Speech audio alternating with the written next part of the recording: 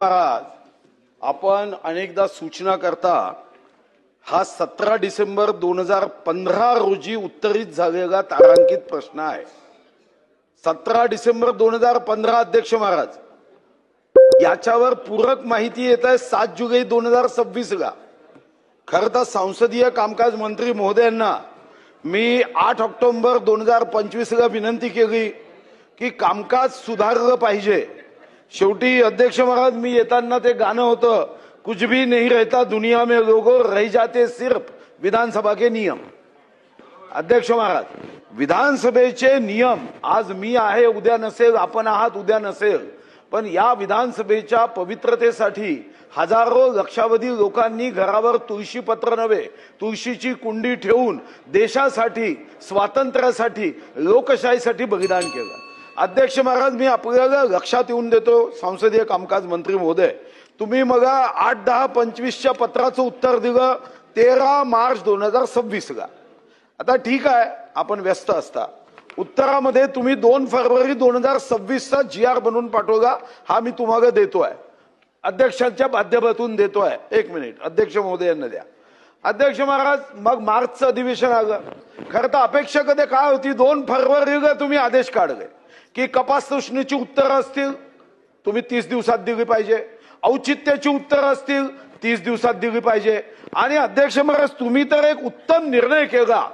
खरं तर तुम्ही एवढे चांगले निर्णय करता अध्यक्ष महाराज, मला व्यक्तिगत वाटतं की तुमच्या मतदारसंघाचा मतदार होऊन पुन्हा पुन्हा तुम्ही निवडून यावं, म्हणून मतदान करावं, असं इतके उत्तम निर्णय करताय। पुन्हा अध्यक्ष महाराज, एवढं चांगलं काम केल्यामुळे पुन्हा पुन्हा अध्यक्ष व्हा असं तर म्हणत नाही ना। अध्यक्ष महाराज, तुम्ही 24 फरवरी 2026 ला अध्यक्ष महाराज या संदर्भामध्ये 16 मार्च 2022चं कपात सूचनेचं उत्तर हे 18 फरवरी 2026 ला आलं। तेव्हा तुम्ही म्हणाले डिजिटल प्लॅटफॉर्म केलाय। मुख्यमंत्री महोदय सुद्धा उभे झाले, त्यांनी म्हटलं की माझ्याही बाबतीत असंच झालं की मी कपात सूचना केली, मुख्यमंत्री म्हणून मीच उत्तर देऊ। माझी विनंती अध्यक्ष महाराज, मी सर्व कागद देतो, पण अध्यक्ष महाराज आत्ताही म्हणजे काल अध्यक्ष महाराज काल पुन्हा तसंच होत आहे। सन 2022च्या पहिल्या अर्थसंकल्पीय अधिवेशनात उपस्थित केलेल्या कपात सूचना 3425 अशा 5 कपात सूचनेचं उत्तर परवा आलं। तर अध्यक्ष महाराज, माझी फक्त विनंती का ऐकून घ्या अध्यक्ष महाराज, की आता आहे कधी मांडणार नाही। आज तर मी ठरवलं, कारण मांडून मंत्रालयामध्ये गेल्यावर काहीच परिणाम होत नाही। तर कमीत कमी अध्यक्ष महाराज मी फक्त 2 गोष्टी सांगतो अध्यक्ष महाराज, की 4 जुलै 2006 ला कधीपर्यंत अध्यक्ष महाराज मी हा कागद पाठवतो, 4 जुलै 2006 तेव्हाचे तत्कालीन मंत्री हर्षवर्धन पाटील यांनी एक चांगली घोषणा केली, तीही कागद मी तुम्हाला देतोय। ते म्हणाले की ज्या विभागातर्फे उत्तर उशिरा येईल त्याची जबाबदारी निश्चित करून त्याच्यावर कारवाई करू। अध्यक्ष महाराज, फक्त मागा याच्यात एक अजून जोडतो, कारवाई निश्चित करा, पण दर अधिवेशनाच्या मधात पटलावर अहवाल ठेवा।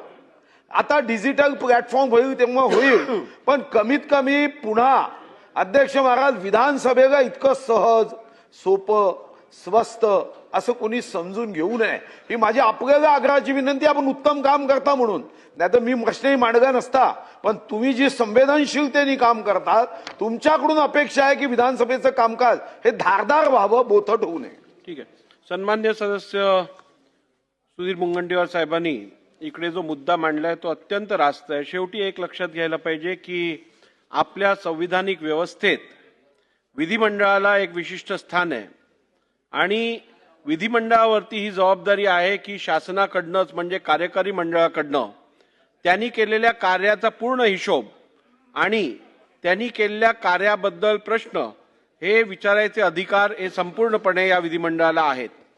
असं असताना विचारलेल्या प्रश्नांची उत्तरं किंवा त्या संदर्भातली माहिती ही योग्य वेळेत जर विधिमंडळात येत नसेल तर मला वाटतं ही संसदीय ही आपल्या कॉन्स्टिट्यूशनल स्ट्रक्चरसाठी किंवा संविधानिक रचनेसाठी अगदी घातक अशी परिस्थिती आहे। आणि या परिस्थितीवरती सुधार आणण्यासाठी आपल्या सर्वांनाच माहिती आहे की आपण विधानसभेच्या कामकाजासंदर्भातला एक डॅशबोर्ड निर्माण केलेला आहे। तो अपडेट करायचं काम चालू आहे. मला वाटतं या अधिवेशनानंतर पुढच्या अधिवेशनापर्यंत तो संपूर्णपणे कार्यान्वित असेल आणि त्यावरती जेवढे प्रश्न झाले आहेत त्याच्यावरची अधिक माहिती जी यायची आहे, प्रलंबित आहे किंवा इतर आश्वासनं जी सभागृहात दिली गेली आहेत, सभागृहातल्या कामकाजा विषयात ज्या प्रलंबित बाबी आहेत, या सगळ्याची माहिती त्या डॅशबोर्डवरती उपलब्ध असणार आहे.